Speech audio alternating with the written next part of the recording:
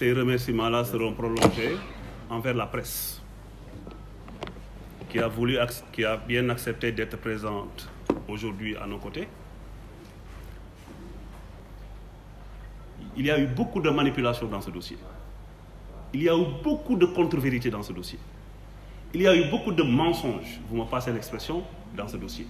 Mais aujourd'hui, tout sera clair aux yeux des Sénégalais. Et après cet exercice, les Sénégalais sauront qui sont les voleurs et qui sont les dignes fils du Sénégal après cette conférence de presse. Et sur la base de documents probants, pas sur la base de simples déclarations. Il y a un de vos confrères qui me disait être impressionné par la sérénité et le calme que dégageaient les dirigeants du SNEIPS. Vous pensez qu'une institution comme le SNEIPS peut être bouleversée par de simples déclarations de personnes qu'on aime bien, mais ailleurs? Qu'est-ce qui s'est passé au SNEIPS?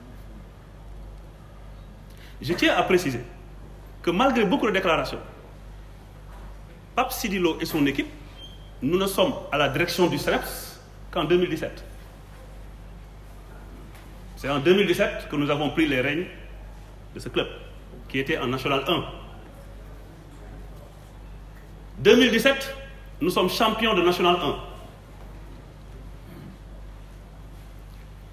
2018, nous sommes champions de Ligue 2. Chaque année, un trophée. 2017, champion de 3e division. 2018, champion de 2e division, alors qu'on venait d'accéder. Et 2019, bonjour la Ligue 1. Depuis 2019, nous sommes en Ligue 1. Et malgré beaucoup de péripéties, nous avons su maintenir l'équipe en Ligue 1. Quand la pandémie est arrivée, c'était dur pour tout le monde. C'était une précarité sans commune mesure. Mais la direction du club avait décidé, avec les maigres moyens que nous avions, de continuer à payer les salariés par moitié de salaire jusqu'à la fin de la pandémie, ce qu'on a pu assurer. Arrivé à l'horizon 2020-2021, c'était devenu économiquement dur pour le club. Un jour, un de nos partenaires d'alors, M. Xavier Bénichou, sortant d'une réunion avec le Stade Malherbe de Caen, m'a contacté pour me dire: Monsieur le Président, on a une bonne nouvelle. Ah oui, c'est laquelle? Quand on veut signer avec nous un partenariat comme Génération Foot, comme Dakar Sacré-Cœur, et comme Djambar l'a fait avec Marseille. Je dis: ah oui. Il me dit: mais le constat de la direction du Stade Malherbe de Caen, c'est que nous, les Bénichous, qui leur proposons de signer avec le SNEIPS, n'avons aucun rôle officiel dans le club. Je dis: ah oui. Qu'est-ce que vous voulez qu'on fasse? Ici, au Sénégal, nous sommes un modèle organisé, un football organisé. Pour être dans les instances du club, il faut passer par les instances statutaires. L'Assemblée générale, le comité directeur, le bureau, etc. Quelques semaines après, on a repris ce débat.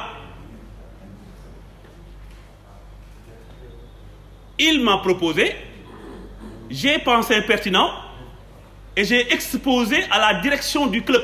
Parce que je le rappelle, contrairement à ce qu'on vous fait croire, Pape Sidi Lo est un président qui ne prend jamais de décision seul. Jamais. Nous avons décidé d'ouvrir le capital social pour que les Bénichous puissent apparaître dans la société.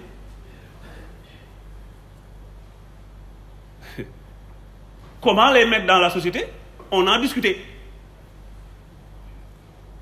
Et nous sommes tombés d'accord sur quelque chose. C'est quoi? Contrairement à ce qu'on dit dehors, les documents sont là et vous seront remis.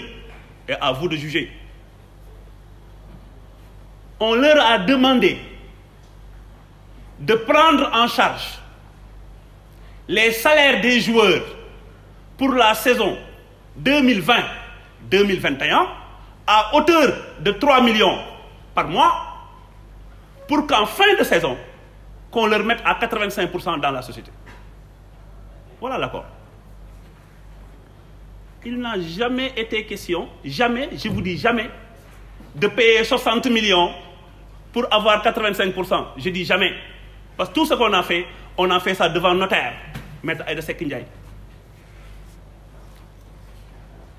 Nous sommes tombés d'accord sur un plan de paiement et le plan de paiement a été validé et signé devant notaire par Khalifa Fall ici présent, El Hadj Bousso Ndiaye ici présent et Mohamed Fadel Fall, ancien président que j'ai remplacé au club, et qui ont signé l'acte de cession, l'acte qui a vendu les 85% et le plan de paiement. Et le plan de paiement, je le rappelle, c'est pas de payer 60 millions et partir, on te donne 85%. Ça n'a jamais été ça.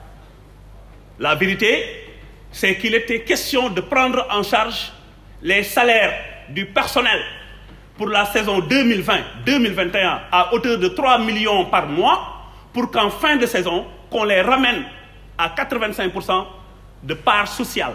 Part sociale, moins part de la société. On ne parle pas de club. Chaque mois, contrairement à ce qu'on a fait croire au Thiessois, que c'est à moi qu'on remettait l'argent, c'est faux. Moi, on m'apprenait même que l'argent est disponible. Tous les mois, une personne dénommée Pape Amadou Diop prenait 3 millions, remettait à Madame Martine Sarr, ici présente, et que Martine Sarr, ou Pape Amadou Diop, ou Paul Bénichou m'informaient, moi, de ce que les 3 millions ont été remis à Martine Sarr pour le paiement des salaires. Et moi, j'étais chargé, après préparation de Martine Sarr, de signer la décharge. C'était ça mon rôle. On m'a présenté comme un voleur. On m'a présenté comme un vulgaire escroc.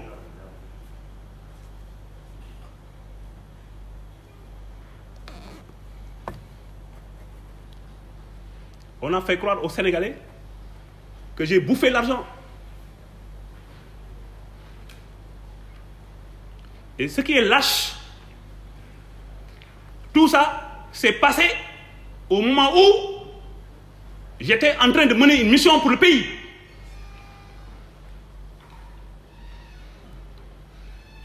Ils ont inventé un vol. Ils ont inventé une escroquerie. Ils ont inventé des choses graves contre ma personne. Au moment où je me battais dans un froid de canard pour faire triompher le Sénégal à Alger.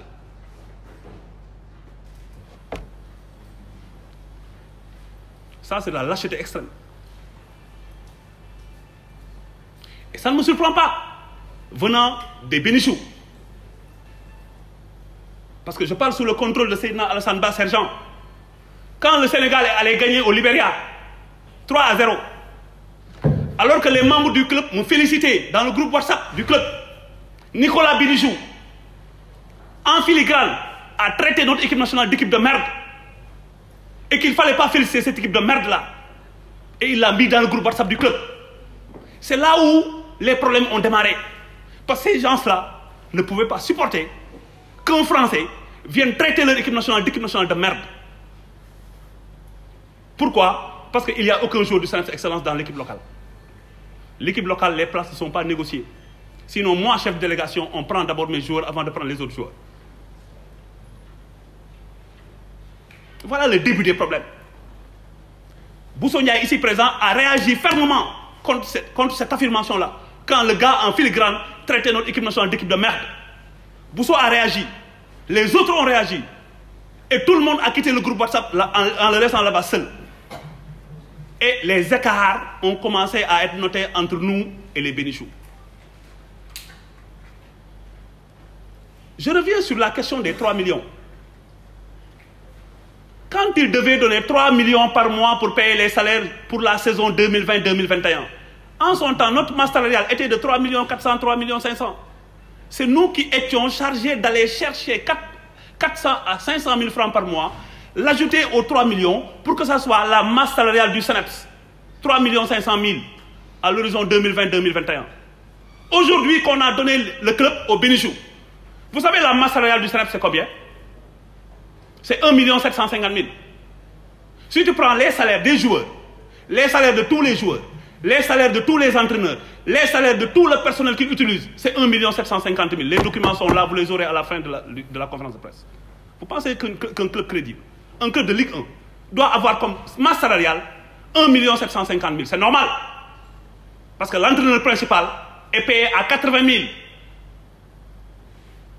L'entraîneur Baye Ali Ibrahima, il émarge à 80 000 francs de salaire. Ses deux adjoints émargent à 40 000 francs de salaire. Ce qu'on n'ose même pas payer aux entraîneurs des coins de rue. C'est ça la situation au niveau du club. Est-ce qu'on doit laisser passer? C'est ça le débat.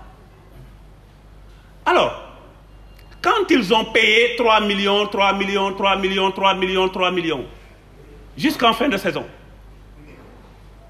il restait nous devoir le montant de 3 200 000 qu'ils n'ont pas payé jusqu'à présent. Et que le 29 mars passé, l'huissier de justice leur a amené un commandement pour payer les 3 200 000. Et pourtant, ils ont déclaré partout qu'ils ont payé 60 millions. C'est faux. Ils sont même pas, c'est même pas possible qu'ils payent 60 millions, parce que dans les 60 millions qu'on avait arrêtés comme modalité de paiement, il y avait à défalquer 25 millions de dettes. Et c'est bien inscrit dans l'acte de cession qu'on va vous remettre et que vous allez lire, que le notaire a bien écrit que la cession globale c'est 60 millions, mais les 25 millions étant une dette, il y a 35 millions à payer. Les 35 millions qu'ils devaient payer, à ce jour d'aujourd'hui, ils ont payé 31 800 000. Pas entre les mains de Sidilo. Moi, dans mon club, je ne manipule pas de fonds. Je parle sous le contrôle des gens du club. Je ne manipule pas de fonds. On a des experts financiers. Si vous vous rappelez, lors de la signature, quand vous me demandiez des questions sur les questions financières, qu'est-ce que je vous dis? Je vous renvoie à la direction financière. C'est elle qui maîtrise ces questions. Moi, je suis administrateur. Je ne suis pas financier. À la Fédération sénégalaise de football, quand on nous présente les bilans financiers, je ne regarde pas. Ce n'est pas mon domaine. Moi, je suis administrateur, chargé de gérer des questions administratives. Et ces 3 millions versés chaque mois, ils savent très bien, ils ont la confirmation, ils ont la preuve que tous les 3 millions ont été utilisés pour payer les salaires parce qu'ils le savent. Parce qu'à chaque mois, je vais vous faire tenir des envois de mails entre nous où il était demandé à Martin Sarr, qu'il a exécuté, de leur donner à eux, les bénéficiaires, le mode d'utilisation des 3 millions. Ils le savent. Ils entretiennent le flou volontairement. Parce qu'ils ont l'intention de nuire à l'image de quelqu'un qui a décidé d'arrêter de travailler avec eux. Parce qu'aussi, on travaille ensemble, eux et moi, depuis plus de 10 ans. On se connaît. Si j'étais un tordu comme il me présente, si j'étais un escroc comme il me présente, il n'allait pas rester à travailler avec moi pendant 12 ans. Donc ça, c'est la question de la cession. On leur a cédé 85% des parts. Ça, on ne l'a jamais nié. Et ce qui est grave,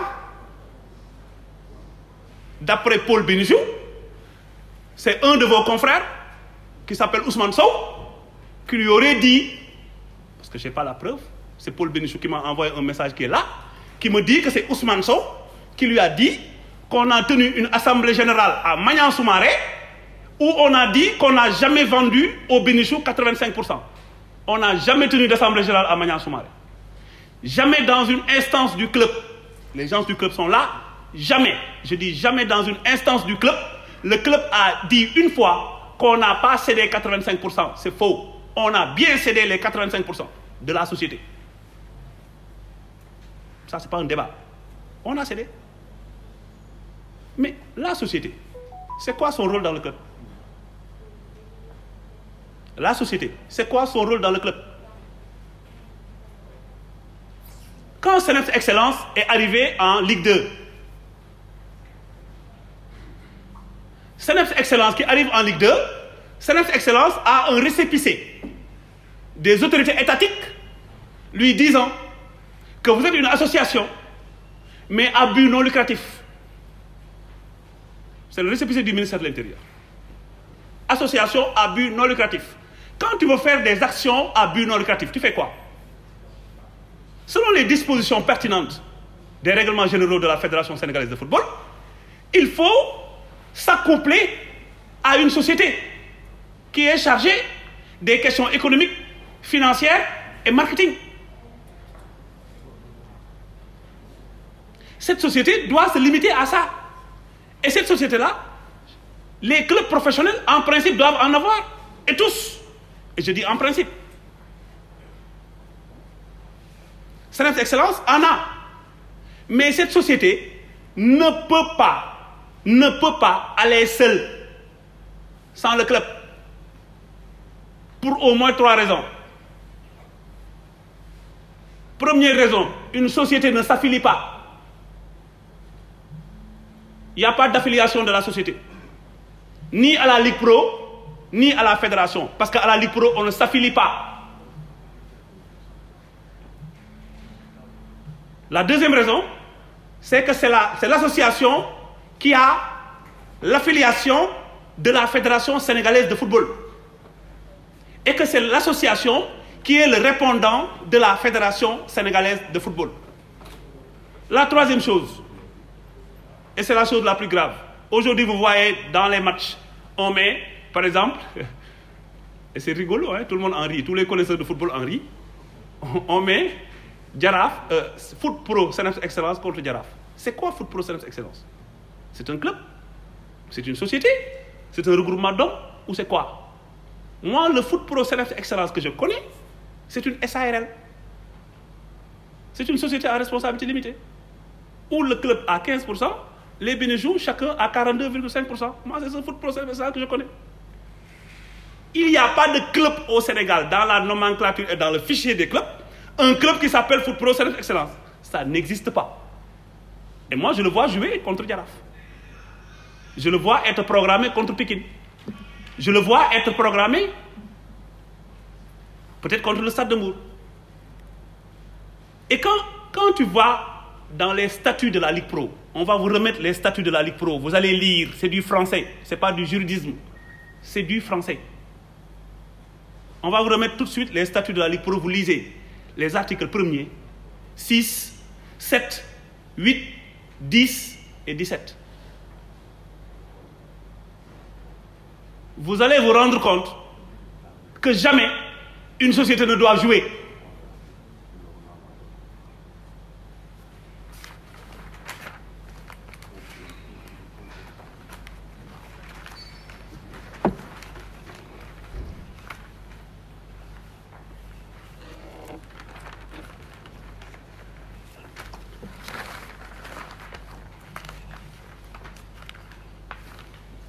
Que dit l'article 1er des statuts de la Ligue professionnelle?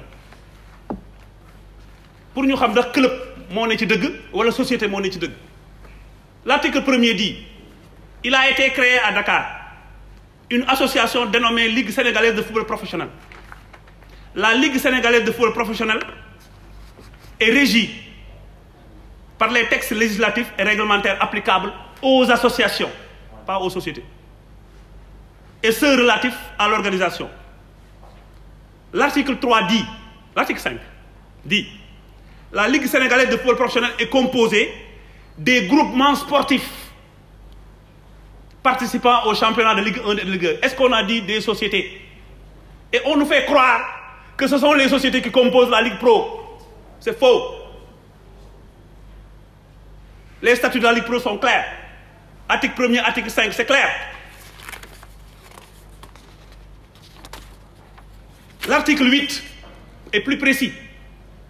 Il dit, l'Assemblée générale se compose des délégués des clubs. Est-ce que des délégués des sociétés là? Des délégués des clubs, membres de la Ligue Pro. Plus loin, l'article 10, qui organise les délibérations, les procès-verbaux et les votes, cet article précise que chaque délégué de club est titulaire de 3 voix. Est-ce qu'on a dit délégué de société?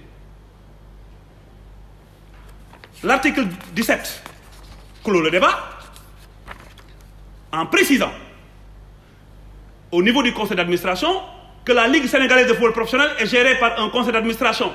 Chaque club y est représenté par son président ou un membre dûment mandaté.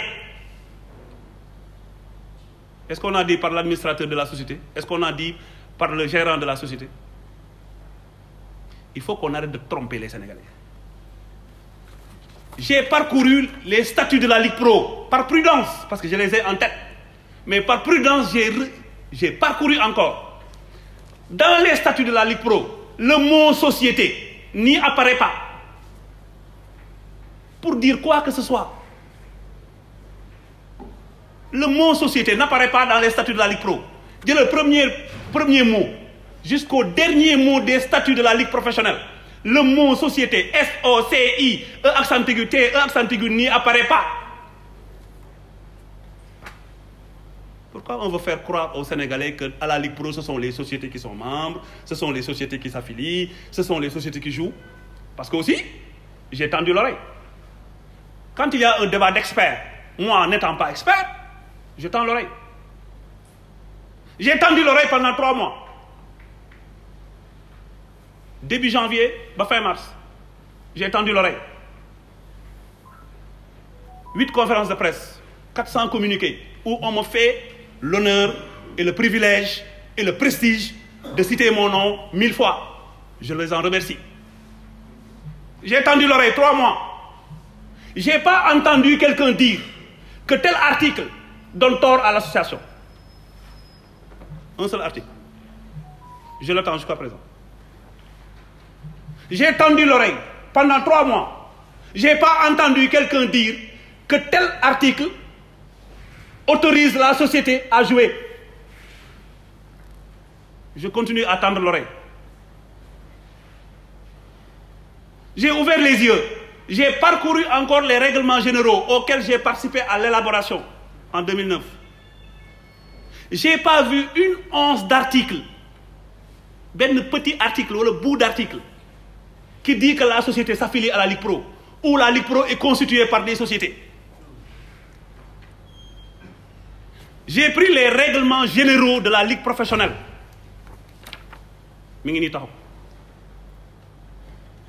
Les règlements généraux.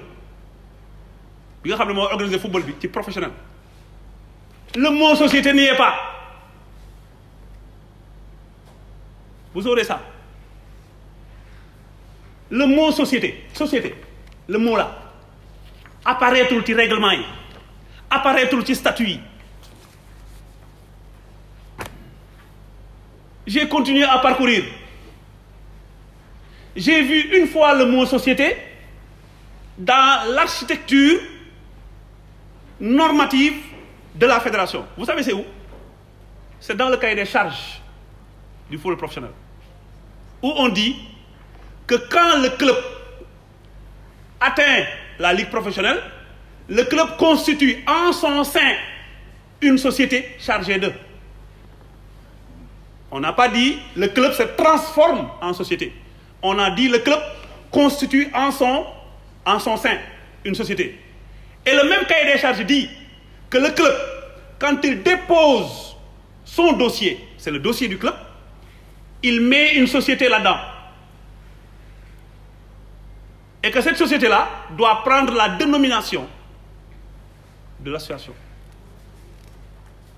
Je n'ai pas entendu ni vu un seul article qui dit que la société est affiliée, la société est membre, la société doit jouer ou la société doit se substituer au club. Parce que c'est ça la gravité en fait.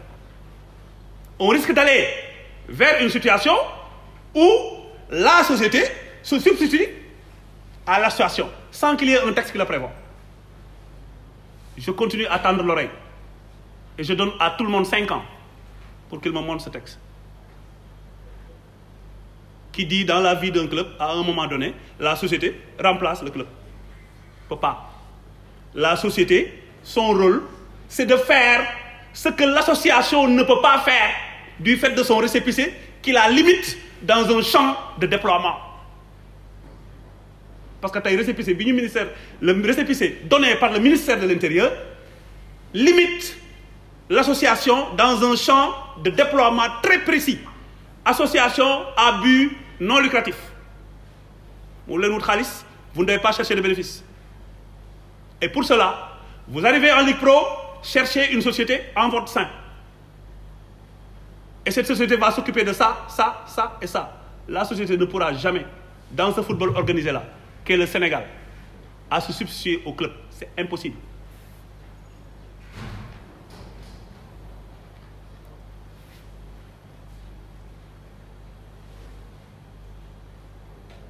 On a dit aussi que pendant les négociations, que notre parti n'a jamais voulu négocier. Qui a fait une déclaration en conférence de presse pour dire que je ne négocierai jamais? C'est nous. C'est nous. Qui a pris la presse? Qui a convoqué la presse pour dire je ne négocierai jamais? C'est nous. On ne l'a jamais dit. Au lieu de reprocher ça à celui qui l'a dit, on reproche ça à celui qui ne l'a pas dit. On ne l'a jamais dit. Mais lui, il l'a dit. Après, c'est nous qui sommes là, qui sommes le blocage, qui sommes le frein. On nous a appelés à la négociation. Ils sont venus avec une foule de dirigeants. Je suis venu seul, mandaté par ces personnes qui ont confiance en moi. Ils ont parlé, on a négocié, on a trouvé des accords tout de suite. Et on devait mettre en œuvre les accords. Qui bloque les accords, moi? À quelle fin? Quand on a quitté la Ligue Pro et qu'on a signé un procès verbal, le lendemain, 16h, j'ai convoqué la direction du club pour leur faire part des accords. Si je vole ça, c'est moi qui vais chercher encore de l'argent pour donner. Et quand le club n'a pas d'argent, ce sont les gens de la direction ici qui se cotisent, des fois même qui privent leur famille de dépenses quotidiennes pour mettre ça dans le club. Pendant ce temps-là, qu'est-ce qui se passe? Pendant ce temps, qu'est-ce qui se passe? Au moment où moi j'ai demandé aux gens du club, surtout aux employés du club, de faire des efforts sur leur salaire, tout bas, les bénéficiaires leur ont proposé des salaires misérables. Mais puisqu'ils venaient d'arriver, j'ai dit aux gens, faites l'effort pour la première année. À partir de l'année prochaine, ils ont pris l'engagement qu'ils vont régulariser la situation. Jusqu'à présent, ça court. Pendant ce temps-là, c'est le club qui fait des efforts pour faire vivre l'équipe. Alors qu'ils ont 85%. Avoir 85%, ça veut dire quoi? Ça veut dire prendre 85% des dépenses et prendre 85% du résultat d'exercice, des dividendes. Pendant ce temps-là, qu'est-ce qu'ils font? On a eu deux grosses informations qu'on voudrait partager avec vous et sur lesquelles, excusez-moi, des experts et des avocats sont en train de creuser. Parce qu'on a des bribes de preuves. On a des preuves, mais on n'a pas toutes les preuves. Mais on est sûr qu'on a certaines preuves qui effectivement confirment les deux informations que je voudrais vous donner. La première information, c'est quoi? Depuis que les bénéficiaires sont là, nous avons réussi, la formation, la détection et tout, à faire de sorte que 25 joueurs sont transférés à l'étranger. 25 joueurs sont transférés à l'étranger. Et les bénéficiaires nous disent que les 18 ont été faits à 0 francs. On a transféré 25 joueurs. Les documents sont là. On nous fait croire que les 18 ont été transférés à 0 francs. Ils travaillent pour qui? Et c'est quel 18? Les gars, c'est les 18 derniers transferts. Sans interruption. Les 18 derniers transferts, consécutivement, tac, tac, tac, tac, tac, tac, sans arrêt. Les 18 derniers transferts, semble-t-il, ils déclarent que c'est fait à 0 francs. 18 transferts considérés à 0 francs. Tu vends à 0 francs. Oh, le gars, oh, n'investis plus. Casse-toi. Casse-toi. Tu fais 18 transferts à 0 francs. Ça veut dire que tu investis à perte. Mais nous, puisqu'on n'est pas nés de la dernière pluie et puis qu'on n'est pas des enfants de cœur, on a creusé. On a creusé. Et l'information que nous avons, l'information que nous détenons, c'est qu'au lieu de placer le joueur à 1000 francs CFA, ils préfèrent prendre 900 francs ou 800 francs de commission qu'ils mettent dans leur poche et placer le joueur à 0 francs. Des experts et des avocats sont en train de creuser cette affaire-là depuis l'Europe. Et on commence à avoir des retombées positives. Parce qu'il y a anguille sous roche, on a décidé de soulever la roche. 18 transferts consécutifs à 0 francs, il y a anguille sous roche. On a soulevé la roche. Et on a commencé à trouver des explications. Quand on préfère prendre des commissions et ne pas prendre une indemnité de transfert qu'on doit distribuer et partager avec le club, et les clubs où sont passés les joueurs. Parce qu'un joueur qui arrive au SREPS, peut-être qu'il est passé au Rail, peut-être qu'il est passé à Walidan, peut-être qu'il est passé à Thiès FC ou à la Jeanne d'Arc, ou à Gagnol FC, je ne sais plus. Mais ce joueur-là, quand il y a retombé d'argent sur le transfert, comme indemnité de transfert, tous ces clubs-là, jusqu'aux écoles de football, doivent bénéficier. Mais personne n'en bénéficie. Parce qu'ils préfèrent, d'après les informations que nous avons, prendre des commissions, mettre ça dans leur poche et donner le joueur à 0 francs au club. Ça, on va enquêter, on va suivre ça jusqu'au bout. On ne va pas laisser passer. La deuxième information que nous avons, et sur laquelle nous avons des preuves tangibles, et même les joueurs sont prêts à témoigner, certains ont commencé à témoigner, c'est quoi? Quand le joueur arrive en Europe, c'est très important ce que je suis en train de dire. Quand le joueur arrive en Europe, il pose ses bagages, ils lui font signer un document. Et les joueurs sont là. Hein? Et je vais vous donner des chiffres. Quand le joueur arrive en Europe, tac, Ablaye Ndiaye arrive en Europe, on lui dit Ablaye signe ce document. Ils lui font croire que ton club t'a donné à 0 francs. Donc, tu dois cotiser au club. Ton salaire sera divisé en 3 parties. Une partie pour toi, le joueur, une partie pour les bénéficiaires, comme commission, et une partie pour Sénef Excellence. Moi, les 2 premières parties ne m'intéressent pas. Si le joueur accepte qu'on coupe son salaire, c'est son problème. Mais la partie qui doit revenir au Sénef n'est jamais venue. Depuis 12 ans. Qui est le voleur? C'est qui le voleur? C'est moi. La partie qu'ils retiennent sur les salaires des joueurs. Il y a un joueur, c'est le cas qui me dérange le plus et qui m'écoeure. Parce que ce joueur-là, c'est mon fils. Il a été transféré au Liban. Il est là, c'est un Thiessois. Parce qu'il y a 7 Thiessois qui sont victimes de ça. 7 Thiessois. Quand tu les vois venir en vacances, tu ne te rends même pas compte que ces joueurs-là sont des professionnels. Parce qu'ils t'inspirent la pitance, parce qu'ils n'ont même pas de quoi vivre. Parce que tous leurs salaires sont pris par ces bénéficiaires-là. Et les preuves sont là.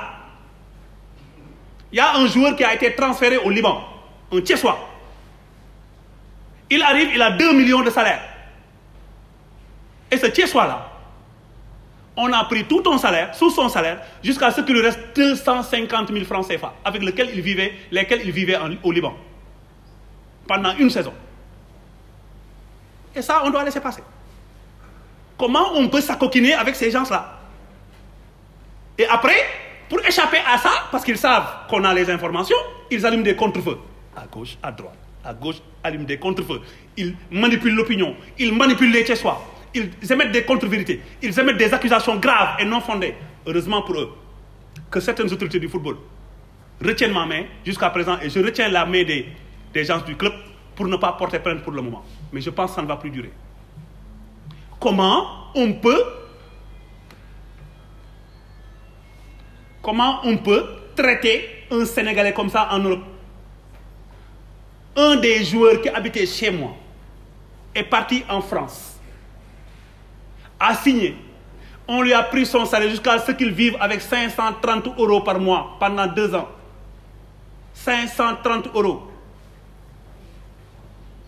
Je donne des chiffres. 530 € par mois pendant 2 ans. Et le constat, il est clair. Si vous voyez, je vais vous remettre la liste de tous les joueurs qui ont été transférés. La liste est là. Vous allez voir que tous ces joueurs-là, Une fois que leur premier contrat est arrivé à terme, ils quittent les bénéficiaires. Pourquoi? Parce qu'ils en ont marre de suer à l'entraînement, de se casser la tête, d'affronter la neige, de faire des matchs, de gagner de l'argent, que tout le Sénégal pense que mon fils a signé professionnel. Maintenant, il est bien, et qu'après, qu'il ne touche qu'un tiers de son salaire. C'est ça la situation, les gars. Et moi, digne fils de Thiès, quitte à ce que je perde tout, je ne vais pas laisser ça passer. Et chaque Thiessois est libre maintenant, et chaque Sénégalais, d'être avec eux dans ce qu'ils sont en train de faire et dans ce qu'ils ont déjà fait. Mais moi, la direction du club, on n'est pas avec eux. Et on a une position claire et tranchée. C'est ça la vérité. Et les preuves sont là. On va vous donner la liste de tous les 25 joueurs qui ont été transférés à 0 francs. Vous êtes de la presse. C'est vrai que chez vous, il y a des journalistes d'investigation. Vous pourrez faire des investigations sur tout ce que je dis et sur tout ce que je vais vous donner comme document. Et voilà le moment de faire des investigations pour si tenter qu'on est réellement animé par une investigation pour trouver la vérité. Je vous ai donné des pistes. Investigation. Il y a 7 Thiessois dans cette liste-là qui vivaient avec un tiers de leur salaire en Europe. Et les 2 tiers ont été pris par les Blancs. 10 ans qu'ils versent un tiers au CNEPS Excellence. Ce tiers n'a jamais été versé pendant 12 ans. Ana Khalis, où est l'argent? Où est l'argent? C'est moi le voleur. C'est moi le voleur. Donc, à un moment donné, il faut qu'on se dise des vérités et qu'on dise stop. Contrairement à ce que les gens pensent. Vous savez, un de vos confrères m'a dit que je dégage une sérénité extraordinaire. Mais les gars, on m'a appris très tôt que celui qui se bat peut perdre. Mais celui qui ne se bat pas, il a déjà perdu. Moi, je me bats. Tu comment donne ma faille? Comment donne ma faille? Comment tu donnes? Maintenant, dans le cadre d'un contentieux, je gère les convenances. Si je rombe nuit la, li ma séq ak yow séq ak yow, mais teewul sa waaj li ñu war a jàkkaarloo nañu ko jàkkaarloo de waaj yi bi may soog a ñëw CNEPS xam nga kii lu ma njëkk jàngal. Il m'a appris dès les premiers pas au CNEPS qu'un mauvais combattant mooy xeexe ginnaaw kuy xeex da ngay janoo kuy xeex da ngay jàkkaarloo waaj yi ngay xeexal xool ko ci bët mu xool la ci bët ngeen di xeex noonu la ñuy xeex. On ne fait pas des coups bas. On ne va pas déclarer qu'on fait de l'investigation alors qu'après, finalement, plus tard, tes déclarations te trahissent jusqu'à ce que tu as le droit de prendre parti, de te déclarer comme tu veux. C'est comme si je me lève aujourd'hui pour me déclarer magistrat. Je ne suis pas magistrat. Ou pour me déclarer avocat international. Je ne suis pas avocat international. Il faut que chacun reste à sa place et les vaches sont bien gardées. Quand tu as envie maintenant d'embrasser une profession que tu as envie, va faire les écoles, va faire les concours. Man, quand j'ai voulu porter une robe noire, j'ai fait le concours où on devait prendre 8 sur 3000 Sénégalais. Et on m'a pris parmi les 8. Personne ne m'a aidé pour réussir. Maintenant, si tu vas embrasser une profession que tu as envie, va te former. Tu comprendras les rudiments. Parce que la presse, c'est une profession noble où je compte beaucoup d'amis que je n'ai jamais mobilisé. Je n'ai jamais mobilisé aucun journaliste pour dire à un journaliste « Viens m'aider dans le combat ». Que ce journaliste-là le dise. Je suis président de Ligue régionale. Il y a 13 autres présidents de Ligue régionale. Je n'ai mobilisé personne pour ce combat. Je suis membre du comité exécutif de la fédération. Avec 30 et quelques autres membres. Je n'ai mobilisé personne pour ce combat-là. Tous ceux qui s'agitent, tous ceux qui parlent de ce combat-là se sont mobilisés d'eux-mêmes. Je n'ai appelé personne. Je suis vice-président à la Ligue professionnelle. Je n'ai appelé aucun membre de la Ligue professionnelle pour le mobiliser dans ce combat. Ce combat-là, ce n'est pas un combat de nombre. Ce n'est pas un combat de tintamarre. Ce n'est pas un combat de manipulation. Parce que la vérité est têtue. La vérité est très têtue. Tu peux la chasser 10 fois, elle va revenir devant toi. Je ne mobilise personne. Mes amis me le reprochent. Ouais, tu nous as rien dit. Je dis, pourquoi je vous dis? Dans un combat où il faut rechercher la vérité sur la base des règles, sur la base des statuts, sur la base des règlements, pourquoi mobiliser des gens? Seneps mooy Thiès, ça veut dire quoi? Ça veut dire que le rail n'est pas Thiès. Ça veut dire que Walidane du Thiès. Ça veut dire Thiès FC du Thiès. C'est quoi ce slogan? Et qu'on nous colle, nous, Seneps. C'est comme si le Seneps rejetait les autres. Nous ne sommes pas ça. Nous tous ensemble, tous les clubs du département de Thiès, nous sommes Thiès. Parce que bon, Thiès, moi, Sénégal, moi, Ndar, Sénégal. Si tu dis que Thiès, c'est le Sénégal, ça veut dire que Dakar n'est pas le Sénégal. Pourquoi? Pourquoi cette exclusion-là? Pourquoi? Donc, les gars, c'est ce que j'avais à vous dire comme propos. Ils ont parlé aussi, mais ça, c'est des questions subsidiaires sur lesquelles ce n'est pas la peine de revenir. C'est des accusations gratuites. Ouais, ils sont en train de marabouter l'équipe. Je suis trop riche. Hein? Ouais, man. Moi, je prends le nom de Seneps Excellence. Seneps Excellence qui m'a enfanté, moi. J'ai refusé beaucoup de contacts de beaucoup de clubs. Parce que Seneps Excellence m'a tout donné.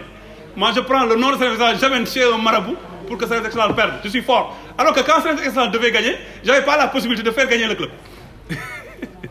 Donc, c'est des accusations gratuites. Ce que je demande, c'est que pour qu'on ait un football apaisé, il faut que les gens sous-tendent leurs accusations et leurs démentis sur la base de papier. Et toute cette paperasse-là, on va vous la remettre. Chacun exploitera ce qu'il veut.